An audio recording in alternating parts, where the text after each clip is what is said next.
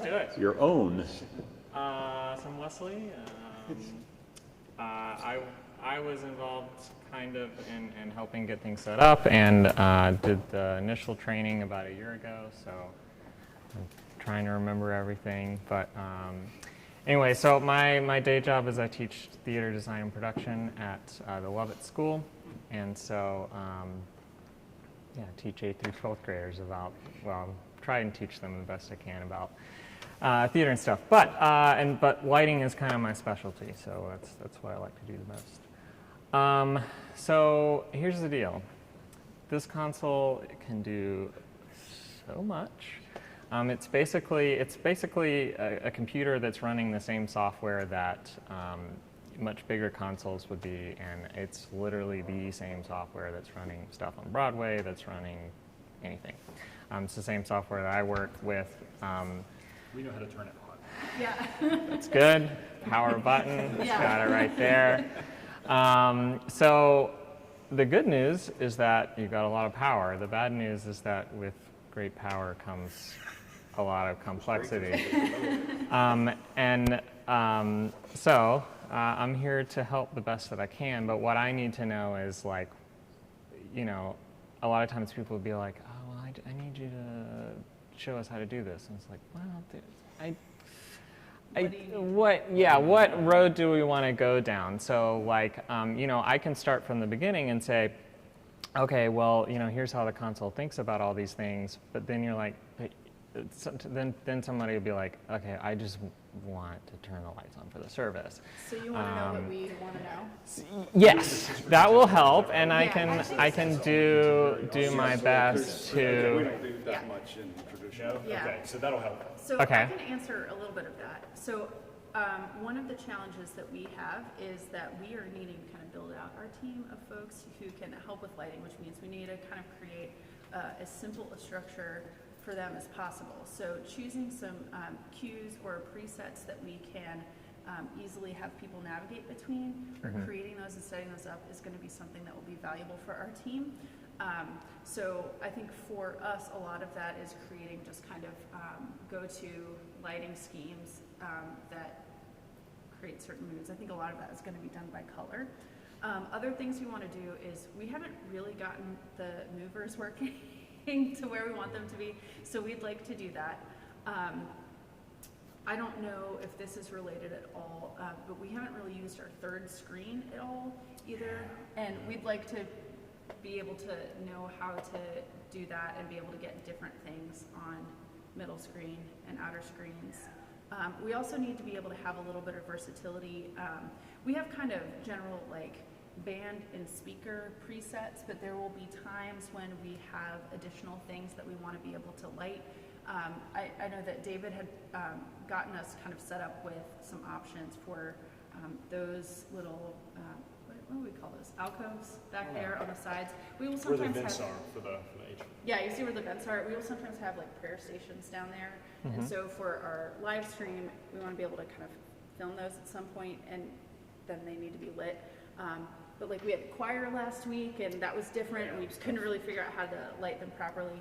So we need a little bit of kind of on-the-fly ability to manipulate without it being so complex that a volunteer wouldn't know how to do that. So we have different, yeah, go ahead. Oh, sorry. I'm coming from a little different place. Yeah. I want to know a little more. So I don't want to just use the presets. I want to be Okay, able to yeah, do adapt. Now, David is the one that does a lot of the miscellaneous services, like the children's musical and other things like that, and totally separate from the contemporary service. Okay. So I think, So that's more yeah, theatrical. so we have different people who do the lighting every week in here, right? Like, we're on a rotation, and so I think part of what we want to do is have a good set of presets to where there's a consistent feel each Sunday. Right. That then we can build on. Right. Right. So not that we're locked into that, Yeah. because Right. we want to have a little bit of creative control when things happen. Like, Dan gets stuck in chapel and we have to improvise, and Yeah. but a good set of presets to where it feels similar week Right. to week. Okay.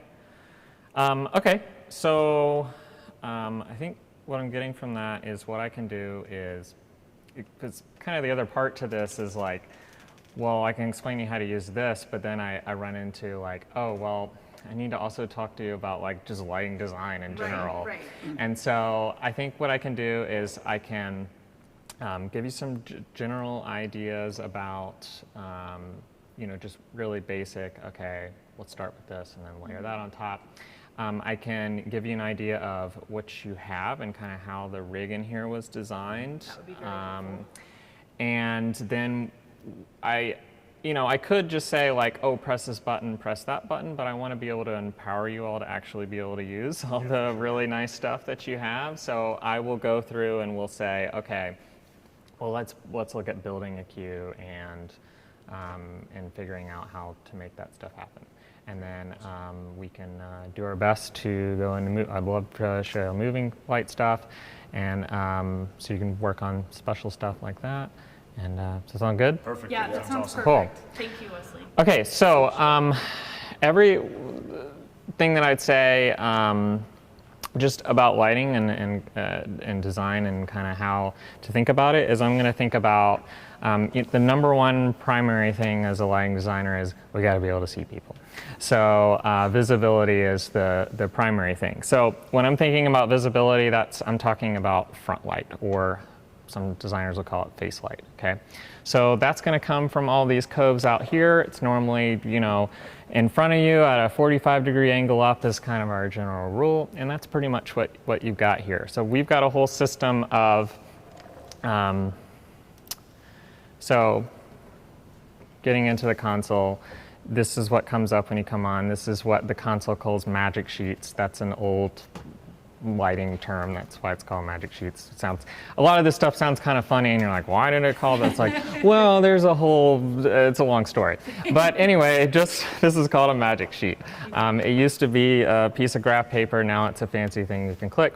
So this is what I have on here called front lights. So all these numbers here starting at 11, this is all of your front lights, and you got a bunch of them. There's 55 of them. And the idea with the front lights is that when they're all on, they overlap so that they create a nice wash over the whole stage.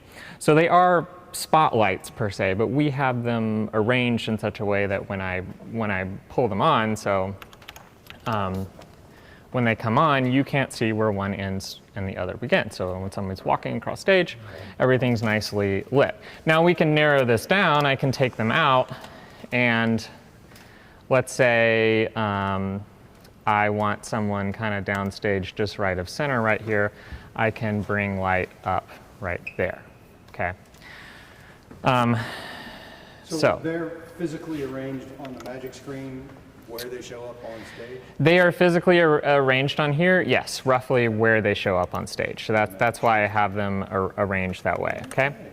So you could pretty easily kind of just look at this and say, oh, looks like let's try 25, and then roll that up and say, oh, yep, that's exactly where I want that. Now, these are all the chroma cues. These are actually the source for LEDs. Oh, okay. So these are coming from these coves up here, okay? Up in the catwalks that are above the ceiling. That's where those are coming from. This one right here is closed up. Those aren't used. There's these. There's 6 of them. So there's these 3, and then the next 3. Got it. Yeah. So they're as straight on as we could get them, and so they're, for the most part, when you're standing there, you can look it up and see them. Can you back up a second? Elementary question. Absolutely. The buttons that you were pushing here on the board to turn on. To turn things like that. Yeah. Okay. Sorry. 'Cause Yeah. Can I put a hold on that, and Yeah, let me sure. just go through the rig, and then we'll talk about just bringing up lights. Okay. So that's all your front lights. Front lights are great because they make things see things, but as a lighting designer, I'm always trying to use as little front light as possible, because those are like, the front light is like not the make things pretty light, right? That's the just can we see faces light. So everything else is just decoration, okay, basically. So in this space, we have all of these, I'm going to call them downlights, because that's my kind of, so basically you can see right now it's where the lights in the ceiling kind of slightly change color. They're a little whiter. So it's those 2 rows, and then it's also above the choir back there. So these are just down wash lights that also form a nice wash across the stage, and they are color changing. So that's what these are down here, where it says LED downlight cans. So we've got this whole group right here, which I think are all the ones that would be visible when the banners are in, is this lower level. And then all of these are up here are the ones that are above the choir. And then I made another group just because I think these really get in the way of the screens when they're in. So if you only want to use those middle ones when you have the screens in for contemporary or whatever other service you're doing. So that's those. And like I said, these are color changing as well. So we can make these at, oh, I need to turn this off, but so they can be blue or whatever color you want to make them. And then lastly, you all have an enormous amount of lights on all the banners. If you want it to be bright, it can be bright. So, yeah. And that hurts your eyes a bit. Yeah. Immediately. So, so that's all. So you know, we tested 3 different LED lights on these banners, and we went with the most powerful. Yeah. But we needed to in order to put out the kind of light, and we spent a lot of time fine-tuning the location and the angle. I mean, I personally went up there on nearly all of these, and it was a very laborious process of trying to get an even wash on these lights. So there's plenty of power there. So, so yeah, and then in addition, you've got the moving lights, which we can get to, which you can use as kind of whatever you want. They're in kind of a front lighting position because they're in these coves. I think, pretty sure, Ed, correct me if I'm wrong, I think they're in these far corners ones there. The 2 left sides on Yeah. So they're in kind of a front lighting position, but they're great for adding, because they have gobos in them, so we can make texture and stuff. It's great for that. And then like y'all have already discovered, they're also great for what I would call like repositional specials. So a special in kind of theater parlance would be like, we've got our whole system of front light, wash light that all mixes together, but then I want to have a special is kind of what people think of as spotlight. It's like, I want light right just on that thing. So you could say, oh, well, we want to put a special on the organ. So that works great for that, because they're in kind of a front light position. Let me mention quickly that a big premise of putting the movers in was to attempt to bring some motion and wash onto these acoustical banners when they come down, because they're big, they're bland. I mean, we got them as light and white as we could, but they're made of wool, and so they're this kind of, I don't know how to describe it, so much like an oatmeal color. And so the whole idea, primarily behind the movers, not like there are other things that you can do with them, was to provide some kind of motion and wash. For example, at the very beginning of contemporary worship, when there's maybe not much going on, so you can make the ambience a little more dynamic. Yes. You know, so it's not Right. just static. You know? Yeah. I mean, there's a multitude of things you can do with them. Anyway, that was a big part of the premise. Same with these 2 projectors, these 2 existing projectors that were also meant to potentially perform the same function. We still got to push that. Yes, correct. You still got to push it. Okay. So in addition, just one last thing is, so also there's lights in the cornice up there, or cove, however you want to label them. Those are color changing as well. So those are shooting up onto the ceiling. And then we also, just because we had some extra of the old system lights, and then also as well as, I think these are some color or new lights, but we just have some specials for places like the, we just kind of set up, a year ago, kind of rough band positions. If you want to get, right, and yeah, and they're gonna, have to be as things change, so. So that works really well if you want to have a nice wash of color over the whole stage, but then have each band member in their own little pool of light, because the front lights aren't going to do that, because the whole idea of them is that they blend from one to the next. So they're wide, and then they they overlap each other. So that's kind of what we got. That's our rig. So you got your front light, which you're mostly going to keep in some sort of whitish neutral. They are color changing to some extent, but they're probably going to be in a nice white light to look good on skin tones. And then you've got basically your color light to add texture and interest and change the mood and things like that in the room. So let's start then really quickly. Let's dive into like just if we're, what I'm going to go through now is like not something that you're going to need to tell everyone who's going to touch the board. So we're going to talk about like the kind of first steps towards programming something that makes it really easily. So like if you're like, whoa, this is a lot to do every Sunday morning, this is kind of something that you would set up ahead of time. Is what I would think of as programming. So like if so I normally do theater. So the great thing about theater is that we do it exactly the same way every time.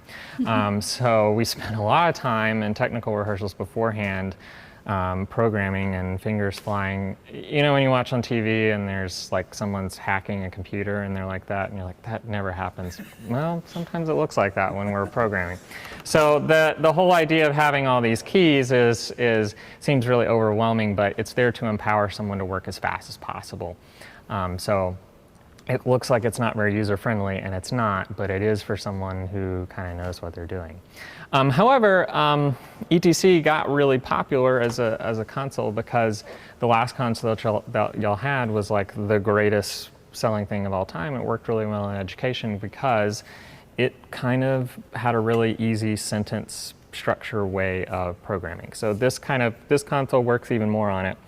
So if y'all want to move maybe a little closer so you can kind of see what I'm doing, if y'all want to, I don't mind standing. If y'all want to sit in this chair or something, and that way y'all can actually get hands on the keyboards.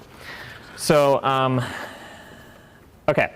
So over here on the kind of programming side, just to orient yourself, it's a lot of keys, so it looks overwhelming. But just to kind of give yourself an idea, you've got the number pad in the middle. That's easy. It's just a number pad. It's got clear, which is just backspace. And it's got a decimal point, which probably won't ever really need to use, a plus and minus, and the through. And then over on the right-hand side of that, this is like kind of the setting values section. So there is somewhat of an organization to where the keys are. This is so silly. Any way to turn like that light on right over this? I can. No, it's not silly at all. I don't. Well, I It's a don't. lighting lesson. I can't see. Is that better? That's better. Okay, great. Cool. So I can also kind of move this into there. Sorry, I can see in the dark because I've ruined my eyes by, yeah, I know. Years of practice. Yes. Yeah. So, okay, so we've got our number pad there, and then this is kind of our level setting area. Over here, this is what we call our targets. Okay, so the whole, in the kind of concept of the console, you've got targets. So these targets can either be kind of lights or cues or basically a target is a bucket of information that you're saving stuff to, okay? So there's different kinds that hold like slightly different types of information, and we'll go through them. So this is where you kind of select what bucket you're gonna do. There's also a couple other modifiers in here dealing with time that are over there. And then up here, kind of your lesser needed things. These can get you to other screens really quickly up here. This block that's right above the numbers has some really nifty kind of moving around things, like there's a copy to button. There's the go to queue button. And then there's some modifiers for the way that queues behave that you probably don't really need to know. I'm happy to explain them to you. So that's what this is. There are arrow keys up here. This is just the normal arrow keys like on a keyboard. The select is just another, basically another enter that's up there. There's an escape key. It's somewhat useful. So that's kind of the general area. All of these up here deal with pages when you're dealing with especially moving lights. And it has to do with these wheels right here. Displays button, we might need address patch. The other thing is this live and blind button right here. This is a, kind of an old concept. Basically, live means when you're in live mode, when you've got the yellow light on there, anything that you're going to do is going to happen. In blind mode, anything that you're going to do is going to be, you're going to save it somewhere, but we're not going to see it on stage necessarily. So you might see when I go to another screen, it'll flip into blind mode just because that screen's kind of always in blind mode. That's what's going on there. And kind of my default to get back to where we were is I just like a maniac kind of hit the live key a bunch of times. Okay, so that's what I'm doing there. Okay, so as far as numbering things or labeling things, we love numbers in the lighting world. Let me get back to where did my magic sheet go? I don't know why it disappeared, but we're gonna bring it back. Okay, so the magic sheet's really nifty because it lets me know what my numbers are. So every light, basically every lighting device has a number. And you can choose what that number is. I chose what the numbers are over a year ago, okay? So you can make the number be anything you want. I like to make the numbers kind of mean something ish. So my front lights are kind of my most important things to me. So I start with number 11. Why don't you start with number 1? I'll explain in a second. So I've heard someone call, like when they're labeling channels like this, they call it like a numbered mnemonic. So you have so many numbers that you want to be able to, you can't remember them all, so you want to be able to get to them in some way. So all of our front lights start at 11, and then you can see when I went to the next row, even though there's only 7 across, instead of going to 18, I skipped to 21. So I know that the next row is 20, okay? It's pretty simple, and then it skips to 31, but then this next row, there's only 5 across starting in the center, so there is no 41. It just started at 42 to 46. There is no 51 or 52. It's just 53 through 55. Does that kind of make sense? Yes. So you can just look at this and say 14, and then if you look down here, anything that you type goes into this as the command line. It's on both of the screens down there. So nothing's happened, right? Because I haven't told it to do anything. I can hit enter, and what we'll do is select now channel 14 is selected on there, but still nothing's happened. So nothing happens ever, with exception, until you hit enter, okay? So if I want 14, let's say I want 14, I'm gonna say at 50%, okay? I want it to be at about halfway up. So I can hit at 50, still nothing's happened, enter. Once you hit enter, you're gonna get the little golden diamond there. And then you can see on our magic sheet that now the little indicators come on to where it's at about 50%, and there's a 50 underneath it, and we can see the light's on at about 50%. Okay. If we look over here in the kind of more official version of our screen, where we have each one of our channels, there we go, we got 14 at 50. So going back to our magic sheet. All right. Did you talk to, and then maybe getting ahead of yourself? Yeah. Say you don't want it to come on like that. Uh-huh. Could you? Yeah, so if you're doing manual control like this live and you want it to fade on, a couple different ways that you could do that. So I'm gonna get rid of it real quick, and I'll explain how that is in just a second.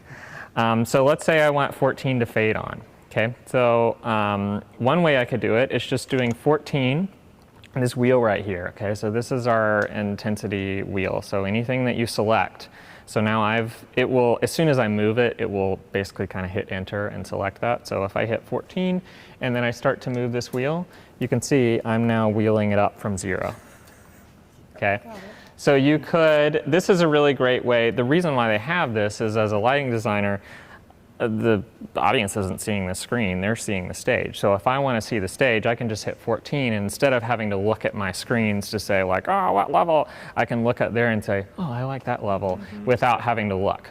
So that's why they have these wheels, and there's always kind of been some sort of wheel on there, and you can nicely wheel things up and down. And I'll do that all the time if I'm doing stuff live like that, where I'm saying like, oh, you know what, he actually moved over there out of his light, so I'm gonna just roll up some light over there. That's awesome. Right, okay? So there's this other magical thing that I've been doing, and I've said I'll get back to it, okay? And that's this button up here in the upper right-hand corner called Sneak, okay? If you've used an older ETC board, you might be familiar with the release key. And everyone who's moved to this board is like, they got rid of the release key. I can't use the lighting thing anymore. And I'm like, actually, they just changed the name of it, and it works way better now. It's called the Sneak key. So it's up here. And what release did was it released all the manual values. So if I go back over to this screen right here, and I do 14 at 50 again, you can see that it's in red and it says manual channels up there as soon as I did that, okay? Anything in red is like an unsaved value. It's just existing temporarily, okay? So if I basically do anything, if I go to another queue, it's gonna dump those values, okay? You haven't saved them into any of those targets that we talked about earlier. So right now, it's at 14's at 50. If I decide, you know what, I don't like that, I want that to go away. What I can do is I can just, here's where the command line is helpful, but it can be a little confusing if you don't know what's going on. So right now, if I do 14 at 50, and then I just hit the Sneak button, it didn't clear out everything from the command line. It took the last thing that was selected that was in there, 14, and now it says channel 14 Sneak, and it's waiting for more input, okay? If I hit enter, what happens is, we look at that value, it's going down to 0. And it's probably 3 or 5 seconds, I don't know, there's a default sneak time.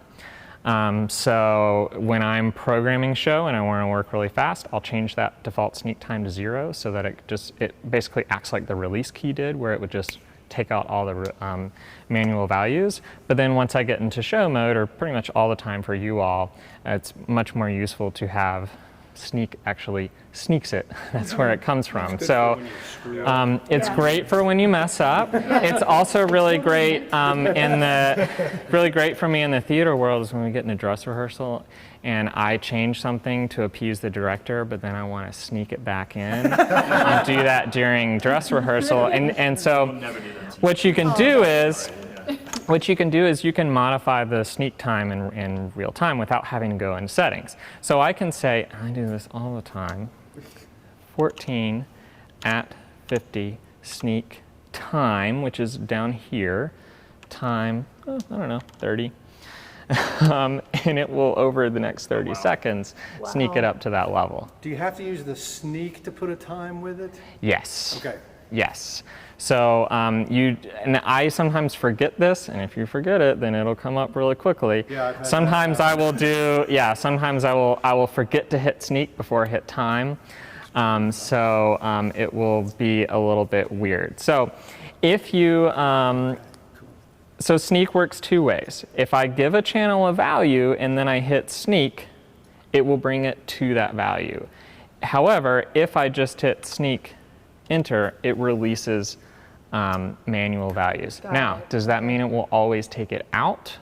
No, it will take it to whatever its other, there's other targets that might be putting it at a different value. So you might have a queue that has 14 at a certain percentage. You might have a submaster, one of these faders over here, that's putting it at a certain level. So if you hit sneak on something and it goes out, and you're like, well, Leslie told me that it would take it out.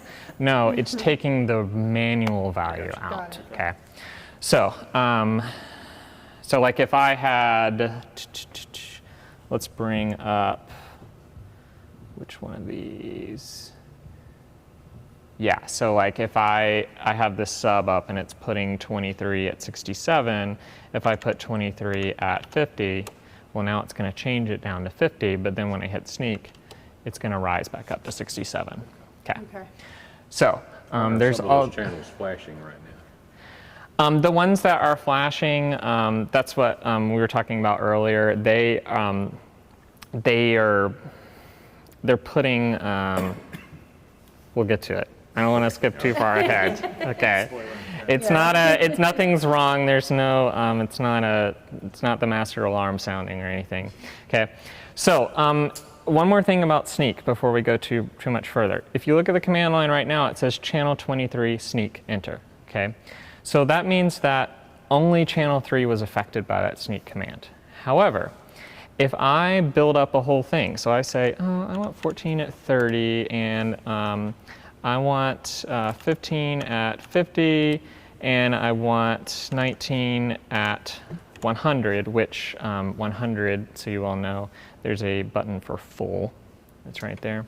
And that is the short. You can also type 100 if you want to, or you can just hit full, and then you can hit enter. Now you can see, oh, there is no 19. So let's do 11 at full.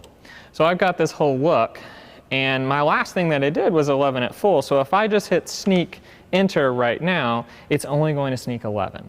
But if I say, kill it all, I don't want any of that.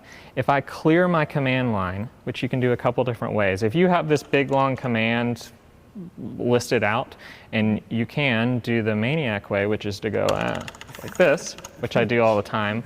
The civilized way is to hold shift and hit clear, and it will clear the whole command line, okay? If it's an entered command, you don't have to do that.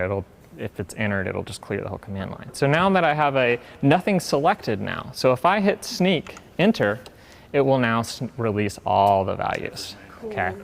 So really useful, except if you have this whole thing and you're like, it's perfect, and then you accidentally hit sneak enter, there's no undo for that. So nothing was ever saved, you can't get that back.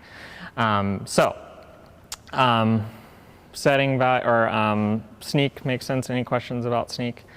So yes, you can absolutely do it live. I do it all the time to do things manually. If you set things with the wheel, you can sneak them. Okay, anything that's a red value on this screen is sneakable, if you will. Just other level setting things that I'll go through. So you always hit the at button to give it an intensity level. And then you can give it your intensity. So you type in the light number first and then at? Correct. It's channel at this. But you don't have to put channel. No. It automatically assumes channel. Yeah. The old console did have a channel button, Gotcha. but it just assumes if you don't say anything first, it knows channel. And so you'll see if I do 11 right there, it says chan 1. Okay. So the other thing, just as a shortcut that you might have noticed as I was typing, I never hit the 0. So it always assumes if you just type, which is important to know for this reason. So if I want it at 50, if I want 14 at 50, I just hit 5, enter. That's because on the old console, there was no enter. There was just, if you typed 50, then it knew it can't be at 500, so the 0 would be enter. And so if they had did that on this console, everyone would have gone insane because you have to hit one more button, okay? But this is, if you just hit 5, enter, it assumes 50, which is great until you want it at 5%, okay? You do 0, 5. Okay. Right, and of course the one time that you want it at 5% is the one time you do not want it at 50%. So many a person has been blinded due to that. All right, so and then I've already told you about the full, just as a fun little shortcut. If you double tap full, it auto enters, so you can do like 14. You can do 14 full. It puts it on. The other thing is instead of at 0, you can just hit out. Remember how I said there was an exception to the enter? When you hit out, it auto enters. So if you have 14, let's sneak things. So like even if I have these are up in a submaster now, and I want to put 24 out. I didn't have to hit enter, you just hit out and bam, it's at 0. Now, that's a manual value, so now if I sneak that, it's gonna go back up to whatever the submaster is putting it at. And you just did sneak enter? I did sneak enter, yeah. Okay. Sorry. Cool. Got it. All right, so that's setting intensity levels. Any questions about that? Okay, so let's talk about setting colors, since you will have a lot of color changing instruments. In fact, almost everything is color changeable, except for basically these right here. Everything can change colors. So this console is really smart about color in that whenever you set it up at a level, it basically has everything at its full color values. Okay, so let's talk about color mixing really quick so that we're all on the same page. So the way that all of your color mixing fixtures work, kind of with the exception of the mover, but you don't really need to think about it that way, uses additive color mixing, okay? So there are multiple color LEDs. Different types of fixtures are using slightly different types of color mixing. The most basic that you probably heard about is like red, green, and blue color mixing. So basically all that means is that there's a red LED inside, or in reality multiple red LEDs, you got multiple green LEDs, and multiple blue LEDs. If you change the ratio of how bright each one of those are, you can mix them together. So red and blue mix together to make purple, green and red confusingly mix together to make yellow, believe it or not. And then you can mix together blue and green to get kind of a cyan look to it. So, and then any combination, you can, in theory, all the manufacturers will say like millions of colors. Okay, we can't really see that many colors, but all right. So, there are, each one of these, like the source 4 LEDs that you have up here, the front light, they actually have 7 colors that are mixing because they do some fancy color science with that.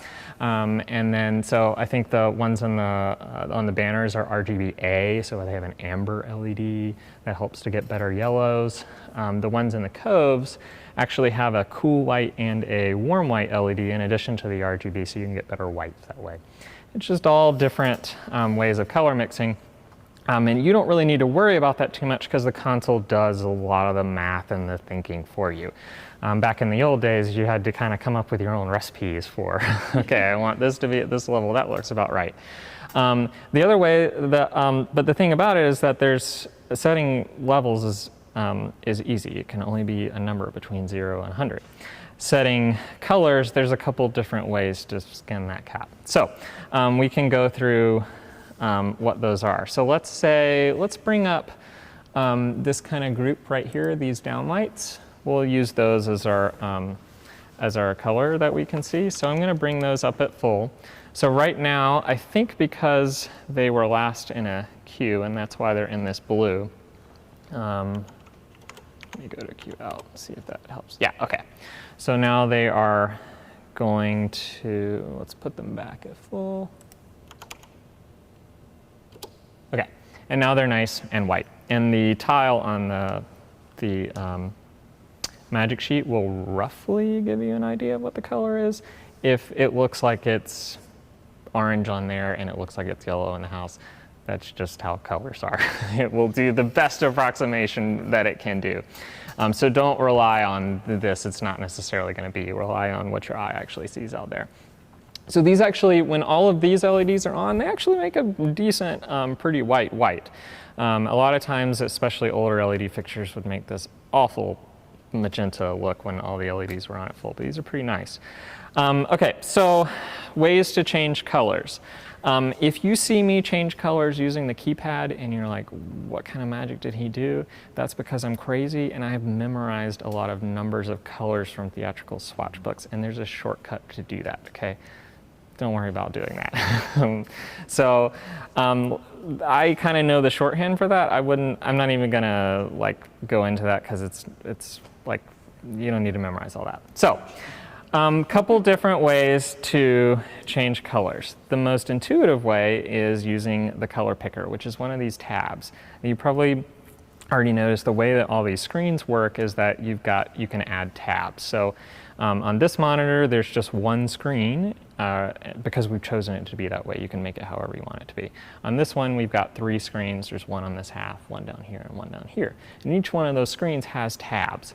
And you can make the tabs be whatever you want, whenever you want, however you want. So you can add the plus down there and add a new tab. There's all these tiles. And it's been like this for years, and I still like have to go through each one. Is it that one? Is it that one? Is it that one? So the color picker is down here. You're going to go in there, and you're going to get a huge, beautiful little color picker, okay?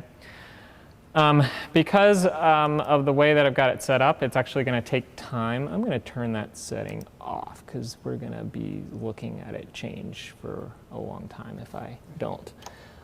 So let me go into...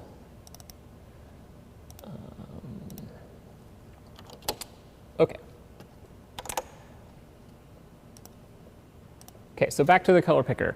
So if I don't have anything selected right now, so if I try and change its color, well, you can see those lights did go to red, but now nothing's selected. So I'm going to go back to my magic sheet. We can see that they're now in that lovely red. So you can select it, and you can just keep on clicking around until you find the color that you want. All right, super fun. You can do this, right, yeah, very fun.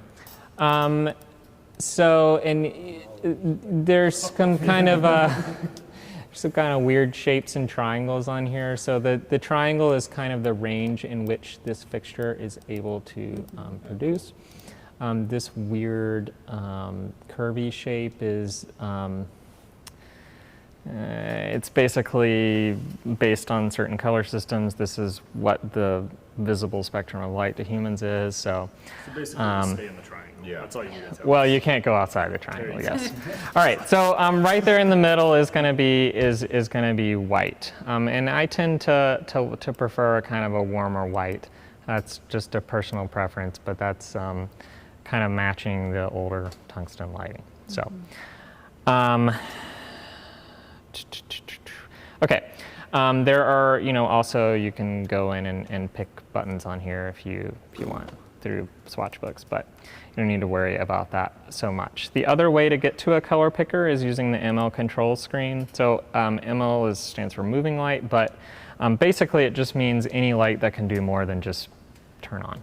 So that would be these, because they can change colors. So if you go to ML controls, you can see that you've got a color picker on here. You can also go in and individually change. So now we can see what values are going on, like, so red is at 100, green's at 97, blue's at 11.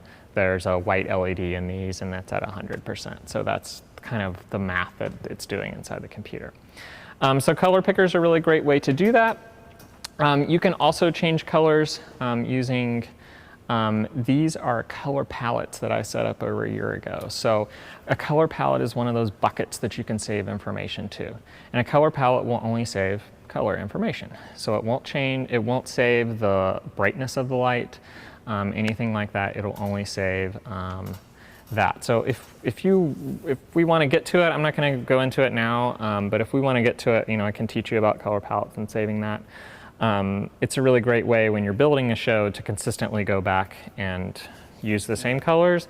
It's also really great because when you save color palettes to other things, that's referenced data. So for instance, if you go through a whole show and you have this one blue, and then at the end in the final scene, you're like, actually, I want to tweak that blue a little bit. Then you can tweak it, and since all of your other cues have referenced that same one, it's going to go back and change it in all of them. So really powerful, but also if you don't know what's going on, it can be super confusing. You can really ruin everything, right? So, but that's just a really good way to really quickly, so I've still got that selected, group 253 down there. I've got that selected, and I can go through and it'll go to those color palettes. Okay. So if you look over here at our live table, you'll actually see that instead of giving color values there, it says the label that I've given to that. So it's primary blue, it cuts off. So when you're, all right, so when you're clicking the palette, now we want to change the intensity of that. Yeah, so I still have, let's go back to the magic sheet. So if you look in the command line, it still says group 253, and I can still see that they're selected. So even though it doesn't say like group 253 and it's waiting for at, if I just hit at and then I want to do it 50, enter, it will then change it down to that.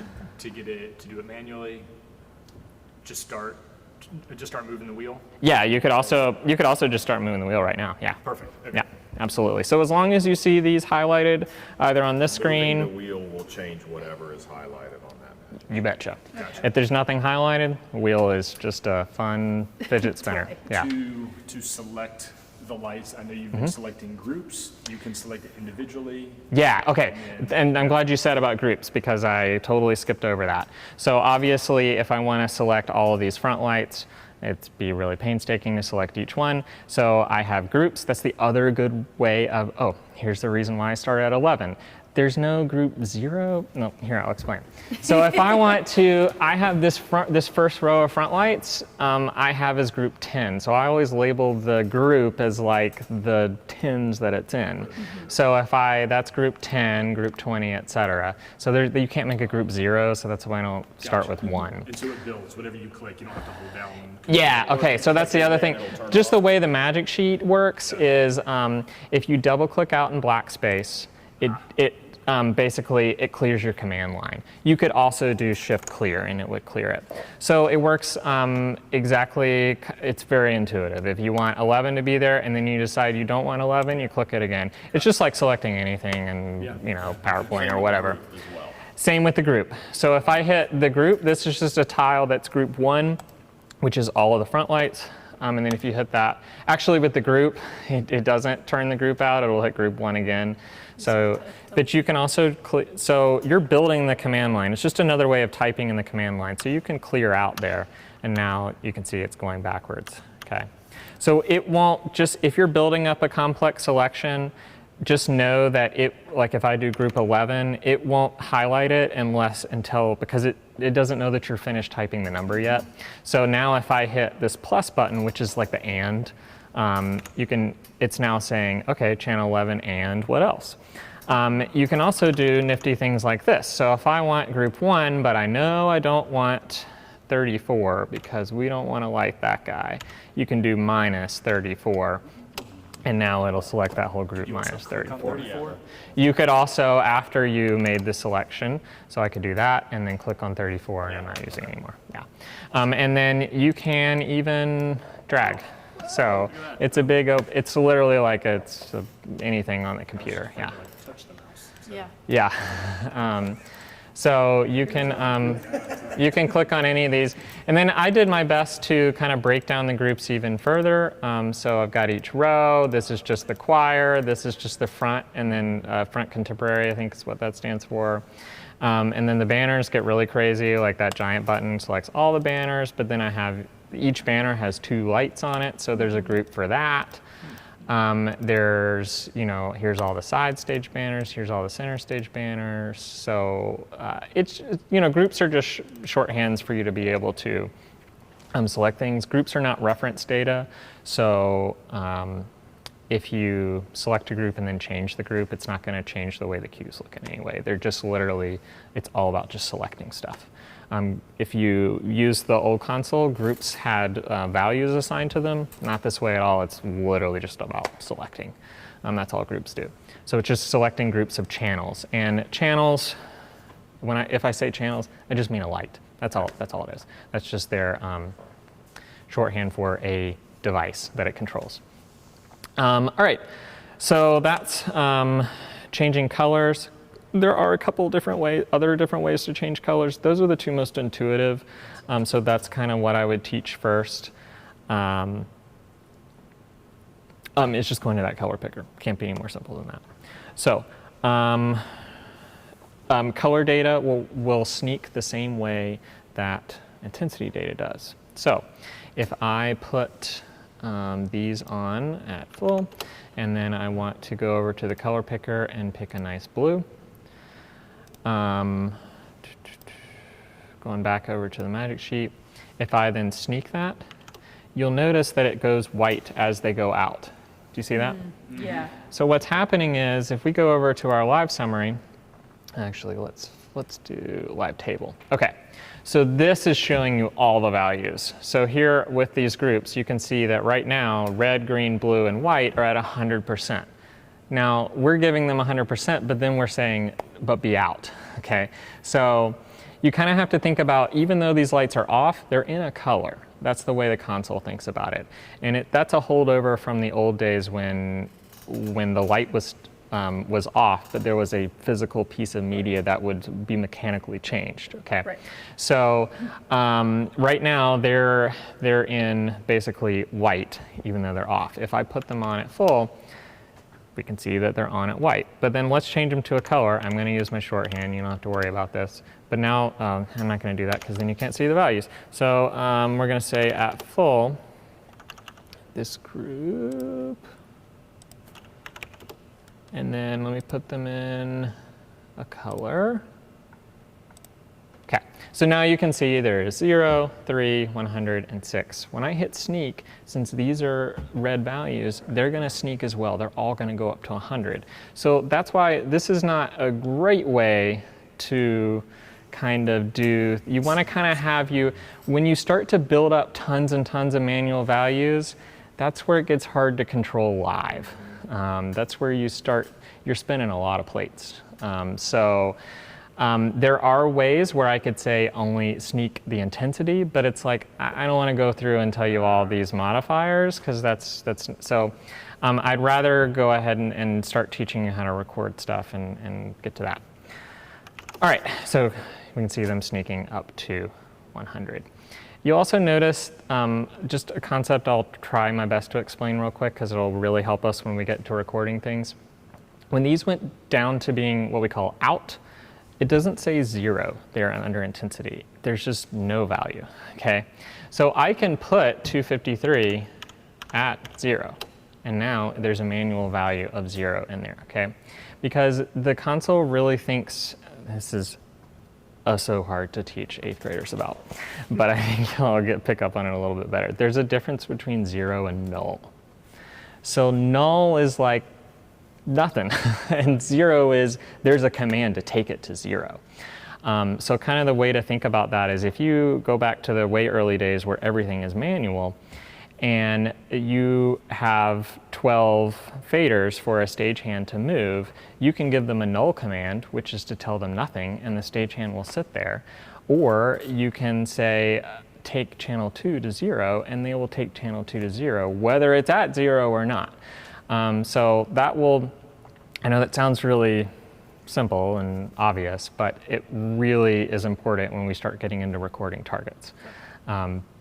And it can really make or break things working right and things going crazy. Okay, so let me sneak that out and let's talk about recording things. Okay, so I made this cue list a year ago as a really easy way to change things. Y'all hadn't even had a service yet. We didn't know how you were going to use it. I was trying my best to give y'all as many different ways to be able to get some use out of things as possible. So it's not a hack, but I mean, it's just a little bit different. So normally a cue list is a way of linearly moving through things. Great for theater, right? Because we know the same thing's going to happen every time. So we have one cue list and we can move through it. Okay, very much like a church service, yeah. What makes things a little bit complex is when you want to change things out, you kind of have to know what you're doing. It doesn't work to drag and drop because of, kind of things in and out, because of, it needs some more information than that. So I made this is another magic sheet actually, it's just a little cue chooser, and I just made it to where you can choose through these and it will jump through to the different cues. So it's completely up to you all how we want to do this. And I think just for right now, I'm not going to write over this. I'm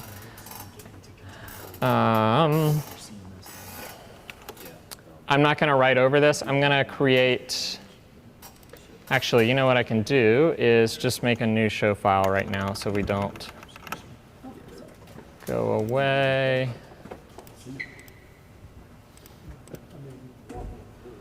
I think we're going to drop the banners. So Oh, we'll perfect. actually That would see be great. You things. might want to take a quick break because it's on the panel. Yeah, it might take a second.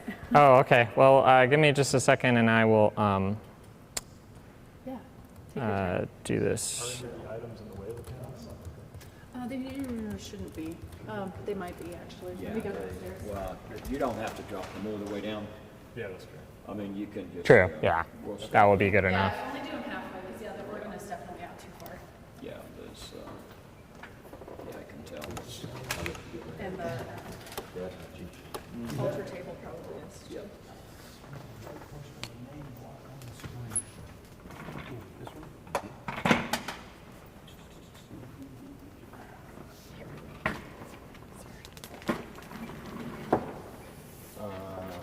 AV, CDV. You missed D, didn't pop. Not a problem. Backspace up there, all right. Top right. Thank you.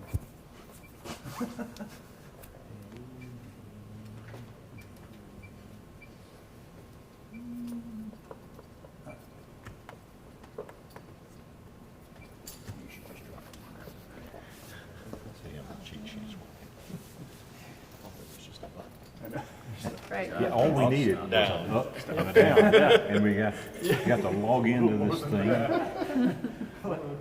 Who knew? Oh, there you go. Password right away. I tried to make it easy. As long as it's not like, select all the traffic lights. Yeah, right. Right.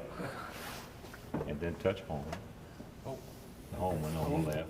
Okay.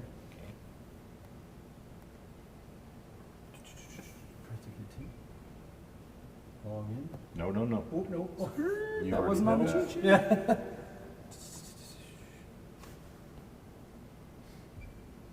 Now press the one on the bottom. Oh, okay. There you I go. kind of got lost here. Well, it is Jog, not right? exactly clear. Jog, yeah. Okay. Make sure all the banners have a yellow block next to them. Okay. Jog Push the enable. Jog enable. Now you got the buttons. Now you get a, Hmm. Push the bottom button, This one? down and up. Oh, wow, it really says deploy. I love So that. we are gonna have to stop them about halfway down. It might as well say launch. keep your eye over there. Yeah, Once you go, they will stop, right? Yes. you gotta hold the button the whole time. Which is also crazy. I kind of like that, though. Safety.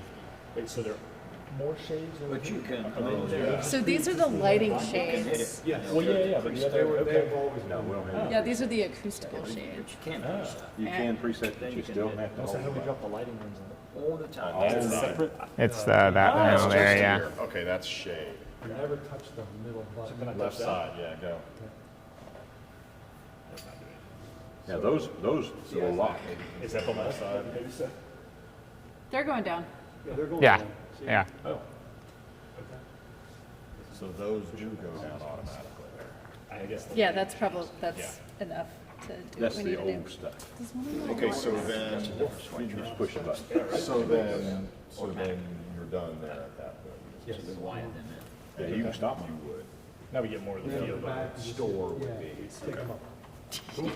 And then you just flip the switch, the key, to turn it off, Yeah, once you're done. yeah, that's right. All right, here we go. You have a blank canvas. And we're back. Eighth grade class is back. Yeah. That's right. All right, so, okay, so let's start creating queues. So what I've done is I've vaporized all of those queues. Okay, so I saved it as a new show file, then we can go back to the other one. So just in case we need to pull things back and forth. So just about show files really quick. So deep down, it's a secret.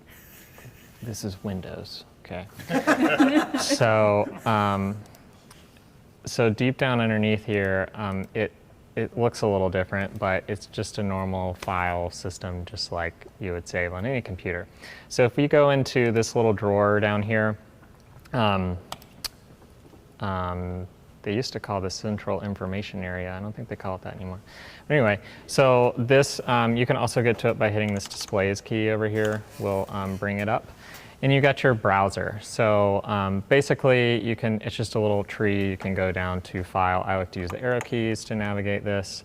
And if you want to, like say you're having something special and you don't want to totally end up messing up all the stuff that's just for service, you gotta have the machine working every week for services, then you can just save it as a new file. So I never start from scratch. So you would never, file new is like, why is that even on there? I mean, obviously it's necessary, but like, so when I started working at Loveit 4 or 5 years ago, I started a show file and I've never started a new one. It's just like the snowball of, I keep changing things from there. So that would be the same thing from this. So I did a file save as, and I just called it done with DUMC based training, okay? So, you can file save as, a new one in here, and basically there's just one folder called show file archive. You just keep everything in there. okay? And then every time you save, it creates a save point, which is kind of nifty. You can go back and through. So you can see this one says done with DUMC base. That's not a folder, it's just one file, but it has all the times that it's been saved. And it will have the time in there, which sounds a little crazy, but when you're in the kind of theater world, that's like whew, extremely useful. We used to have, you know, a box of floppy disks, but and then, you know, open here, and then you can get some more complex stuff about merging show files and stuff. I can go reach into another show file and grab that kind of stuff out. Yeah, so exactly. So that's what I've done there. That can be really useful, is being able to do that. Okay, so let's actually create a queue. So let's go back to our magic sheet and let's just build something. Let's say, you know what, we want to do, let's do like contemporary service maybe, and let's say we want, I'm going to turn the lights off for just a second, I'll bring them back on. We're going to say, okay, let's make a little pre-show or pre-service look for congregations coming in. We want them to be able to see. We want to have a little bit of like, make it look interesting on stage, but not bright because nothing's going on, right? They're setting up or whatever. So we'll bring on the house lights, which this big tile over here is a group that's all of the house lights. And I think, I don't remember what the difference between all house and house is, so we will find out. So that, hang on.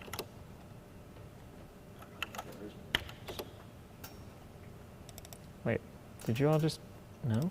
Nothing changed? Another LED out. Okay, so if we bring this up at, let's say it's at 70%,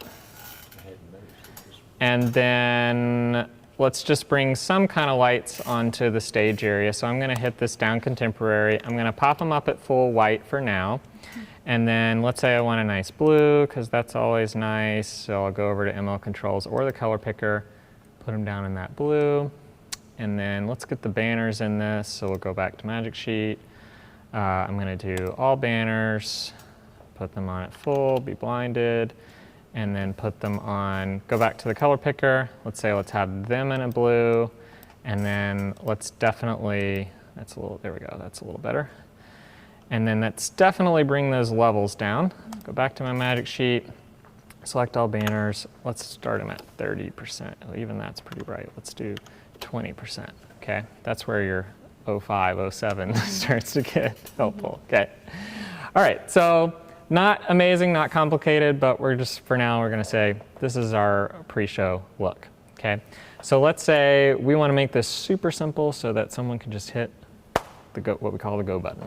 So let's record this in. So up here on the left, we're in your target area, is the button called record. So if you are at record in our command line, now it just says record, but it doesn't know what we want to record, okay? So by default, when you hit record, it grabs all the information, okay? It grabs all the manual values. It grabs any values that you have up in a sub. Anything that's going on here, it grabs it, okay? The only thing it doesn't grab are null values. So if it's null, that's not going to be in that queue. So anything that's on there, there's no command to take it to 0, okay? So anything that is at a value that's not null, that has any value at all, it will take. So I'm going to do record, and then right next to record is the Q button. So you can do Q, and then you can give it a number, okay? You can give it whatever number you want. However, the numbers do go sequential, okay? So it's not the order that you recorded, it's whatever number you give it. So if we record a Q1, then we record a Q2. If we then record a Q1.5, it will be in between 1 and 2, okay?